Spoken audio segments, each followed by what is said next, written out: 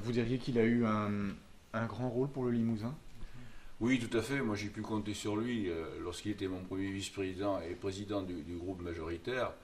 À chaque fois que j'avais besoin de son soutien, je pouvais compter sur lui. Je crois qu'il a œuvré, en tout cas, dans l'intérêt général, manifestement, sur plein de sujets, sur le sujet des transports, sur les sujets des lycées auxquels il était très attaché. Il était d'ailleurs en charge de ces questions-là. Et puis sur les questions culturelles aussi, puisqu'il était très, très en pointe sur les questions de culture. Comment vous le qualifieriez politiquement? Politiquement, il était engagé au Parti Socialiste, mais j'ai envie de dire, c'était un centriste de gauche. Enfin, moi, c'est comme ça que je l'ai vécu. Après avoir été quand même un peu aux extrêmes, eh bien, il était devenu un social-démocrate classique. Qu'est-ce que vous retiendrez de lui au niveau personnel? Ben, au niveau personnel, c'est l'amitié qui nous liait.